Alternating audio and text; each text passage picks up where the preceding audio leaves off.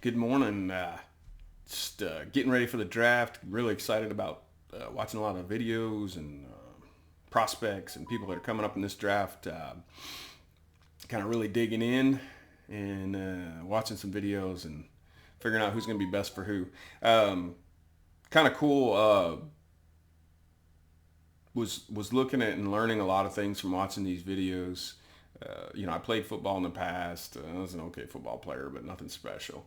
But you see a lot of these commentators and stuff like that, and you kind of say, how does that guy know anything? He didn't play any football and stuff like that. It's interesting when you're watching the tape and breaking things down how much you really learn about things you didn't know about. But I was digging into this draft. I want to first things first admit that I am a Steelers fan. Anybody that says they do these videos that doesn't have a bias towards the team they root for is a liar. I'm from Michigan, grew up in Michigan, so I'm also a Lions fan. My heart belongs to the Steelers, but I kind of hope the Lions will get one. My daddy passed away a big Lions fan early. Never got to really see him win, so I'm kind of excited for them next year, actually. With that said, diving into some of these prospects, I want to talk about a couple of them very specifically, and a couple of things that I've seen with people when they're analyzing. And you see all these mock drafts and these people are like, man, if they just did this, if the Steelers did this or the Jets did this, they're going to be the best team in the NFL. And I want to debunk some things and talk about a few things that I think people think are true, but if they were to dig into it and be a little more open-minded and not optimistic, but a little more open-minded about what people have to say about them, they might see things a little bit differently. One of those things I wanted to talk about was players that are extremely talented, ultra talented, but may not fit the concept of what the team has in mind. Or, and this is the one I want to talk about because I don't hear this often talked about, they themselves may be a better accent piece. That doesn't mean they're less talented. It just means that they're more of an accent piece than a dominant piece. I'm going to give you a couple examples of that that I think are very, very important. There are two players in this draft very specifically that to me remind me of this. Sorry, I'm getting some information pulled up here so I can make sure I'm talking about the right people. Calijah Kancey is one of those people, and I see it a lot because a lot of people, he plays at Pitt. He's very similar in his physical attributes, speed, all that stuff to Aaron Donald. Not fair to compare him to Aaron Donald, probably the best defensive lineman in football. But I think he is outstanding. The key is, I think Calijah Kancey has to go to a team, if you're going to draft him in the first round, he has to go to a team that already has some dominant players on the defensive line. And if you do, I think he's going to be a dominant player in the NFL. I think if you take a Calijah Kancey and put him on a team that has no defensive linemen right now, their defensive linemen are mediocre, I think you're going to find out very quickly that Calijah Kancey is not going to elevate that defensive line to the next level. Therefore, you absolutely should not be taking him in the first round. I think that there are a lot of teams that are making this mistake of taking that guy in the first round because they're like, well, but next year we're going to put another guy. Next year we're going to put another guy in place, and we're going to eventually have that defensive line. I get that. And I'm actually not saying that's wrong. I'm saying that's not how I would do it. I think if you're the Pittsburgh Steelers, is a good example, and you've got Cam Hayward and you've got Larry Ogunjobi already on your defensive line, and you bring in a Calijah Kancey, he's going to be dominant. He's going to be very good. I think you're going to see it very early on if he gets the chance to play with those guys, and a TJ Watt and an Alex Highsmith. And you throw Calijah Kancey in that defensive line, you're going to get what you think you're getting with the 17th pick. If you're another team that doesn't have a dominant defensive line, I think you're better off with a guy like Brian Bresee, who's going to come in and immediately elevate that defensive line. Your defensive line is immediately going to go, if you're 30th second best defensive line, is immediately going to go up to the 26, 25 area, which is a huge improvement. Calijah Kancey's not going to take that defensive line to 25 or 26. He's going to take it to 31. He's not going to be that guy. I don't think he's Aaron Donald. I think he's very good, but I don't think he's Aaron Donald. Aaron Donald's a freak. And there are a few other guys. One of the better examples, being a Michigan Wolverines fan, is the offensive tackle Ryan Hayes. Now, if you watched Michigan football, and you saw Ryan Hayes play this year, you're going to think Ryan Hayes is outstanding. It's like, this guy's really good. And he is. He's really good if you're a team that already has a very good, very established left guard or right guard, depending on what side you're going to put him on, and a good center. He's going to come in. He's going to be really good.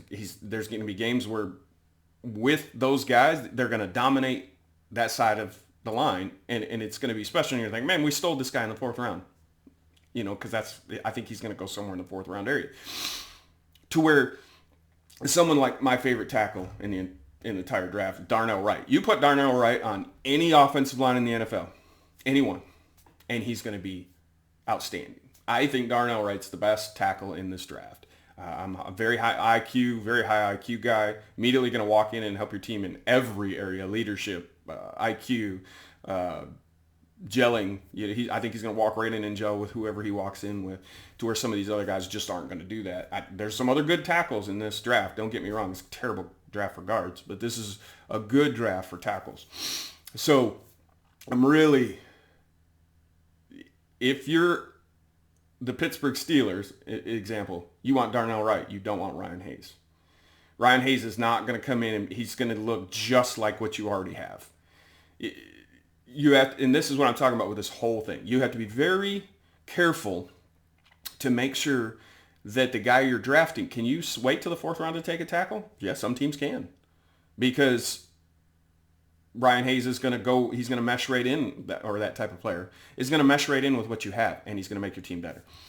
If you don't have that already, but you plug Darnell Wright into your offensive line immediately is going to be much, much better. With that said, okay, that was the main topic I want to talk about. But then I want to talk about a couple other players. So I am nuts about a couple of players in this draft. The more research and more video I watch, the more excited I get about some of these guys. And my guy in this draft is Nolan Smith. I think Nolan Smith's the best player in this draft. I'll go out there. Not saying I'm right. I'm not, I know people are like, well, Will Anderson and, C.J. Stroud. You got all these guys that are amazing. Bryce, I get it. I get what you're saying. The best player in the NFL, to me, the best player in the NFL right now is Micah Parsons. And if I think that's the case, and for what it is, the guy can play anywhere. I think the guy could play safety and be amazing. He could literally do so many things from so many positions and dominate. By the way, I hate the Cowboys. And I still think Micah Parsons is the best player in the NFL. I just love the guy. If I think that's the case, the player in this draft that is the most like Micah Parsons, without question, is Nolan Smith. He got hurt, and they still won the national championship. So I know a lot of people like kind of poo-poo a little bit on was, if he had been there, that Ohio State game would have went tremendously different. Nolan Smith is outstanding. Watch tape. Go watch the movements of this guy. Watch some of the reactions of this guy, and wow. I think a lot of people are going to sleep on him. He's going to go later in the 1st round. I hope not. I hope people are smart. As a matter of fact, as a Steelers fan, I hope to God Baltimore doesn't take him. That's like my worst nightmare, is that Baltimore is going to pick up Nolan Smith, and I'm going to be watching him destroy Kenny Pickett for the next 5-10 years. The guy's outstanding. Now, a couple other guys that probably aren't getting as much attention, but I really like, and I want to talk about one that really very specifically drives me crazy. I keep seeing this guy is specifically dropping down draft boards, supposedly because he had a bad showing at the combine, and a lot of it is because he ran a 4.49. Now, he's a wide receiver. He's small. But he ran a 4.49, which for some reason is slow. And here's where my topic, I think it's kind of funny. He's slow, but then I see comparisons with cornerbacks that run 4.46s and 4.49s, and they're talking about how they have elite athleticism.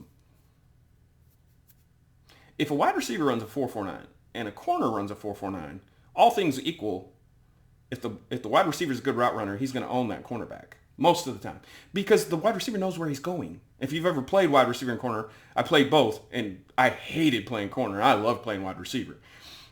Corner is hard. It's extremely hard.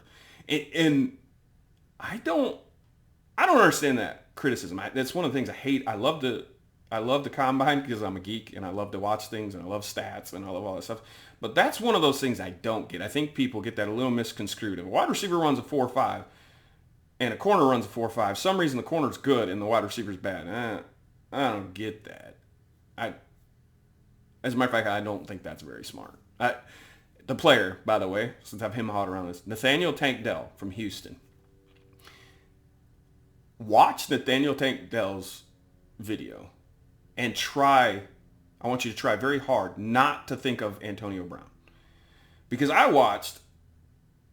watched him, I thought, as a matter of fact, I thought of two Steelers. Antonio Brown and Emmanuel Sanders. If you want to compliment second or third wide receiver for your team, and they're going to let him slip down to the 4th or 5th round, you want Nathaniel Tank Dell. This kid can play. Watch him on kick returns and punt returns. And his first movements, he's got very, very good quick twitch movements. So his 10-yard area is explosive. I'm a big Nathaniel Tank Dell fan. And everybody falls in love with different people, in this draft. You might be a Jigba fan. You might be an Addison fan.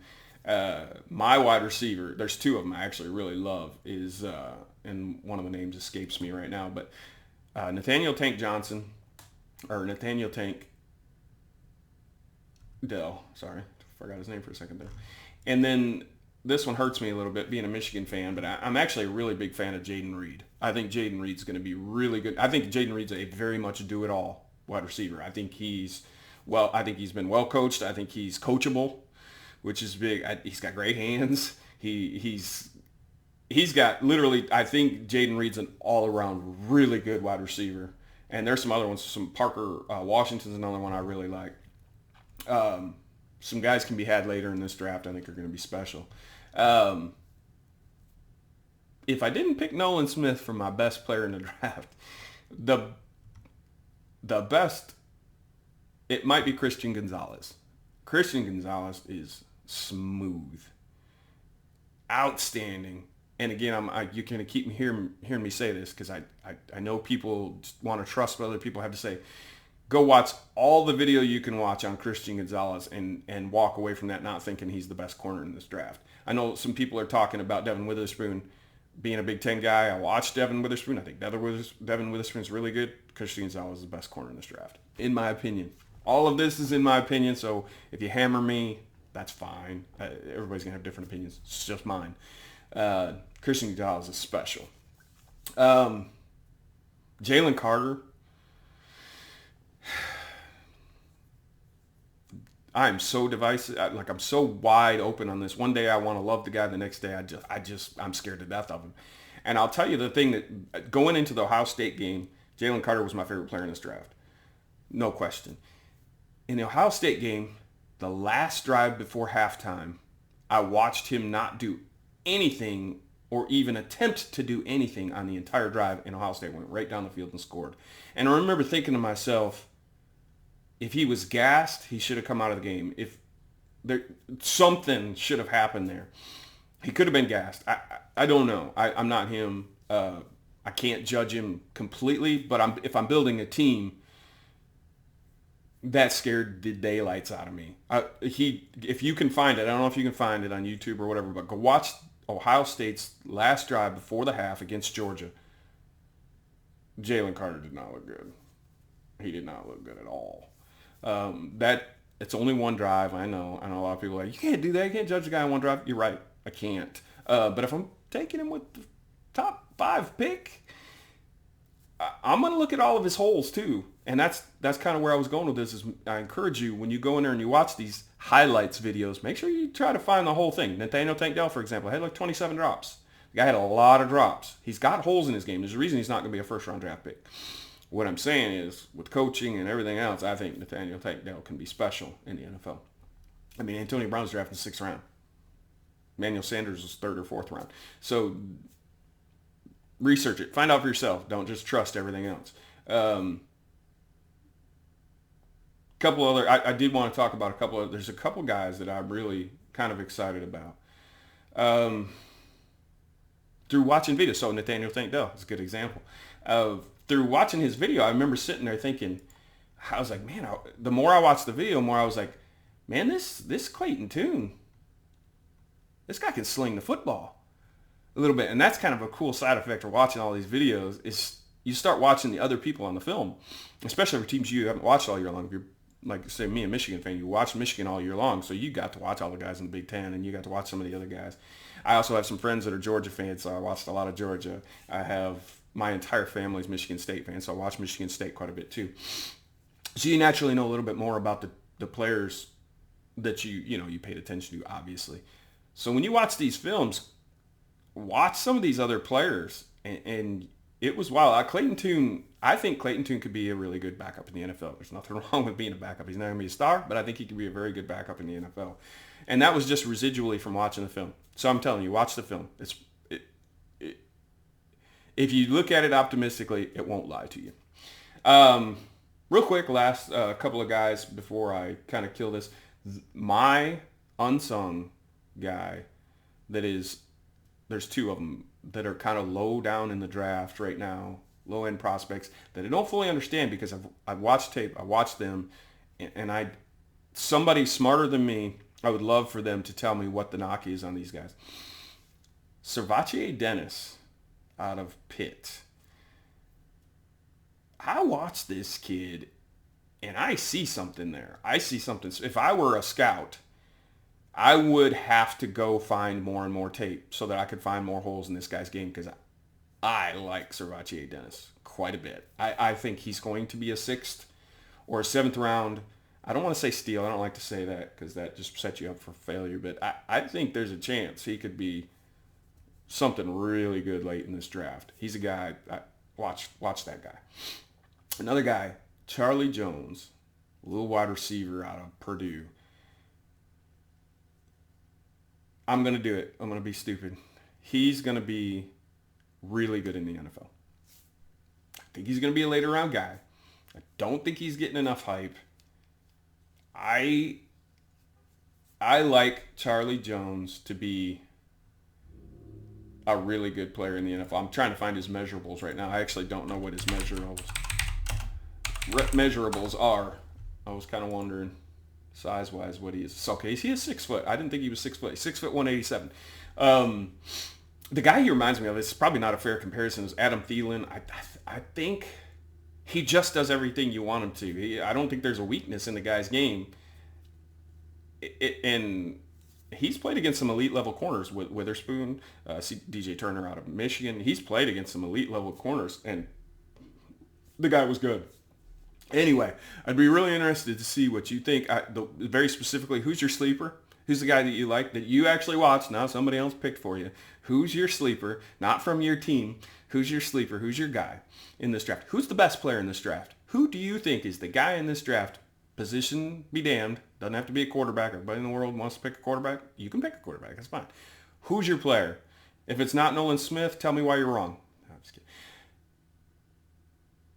What other, teach me something. In the comments, say something, and I'm going to read them. I like to see what other people have to say. Tell me where I'm wrong. Don't have to tell me where I'm right. Appreciate you. I'm going to try to do some more of these, get into some more players. Maybe tell me some players you want me to look at. I'd be really interested in defensive line. I'm fixing to get really into the defensive line and dig into the defensive line. I haven't that much. I've looked at a lot of edgy guys. I have looked at Brissy. I have looked at Tyree Wilson. There's a guy we didn't even talk about. I really like. And I have some guys that I don't like. Will Anderson.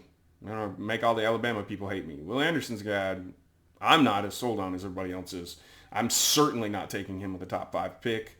That's going to get me shot. Probably shouldn't have ended with that.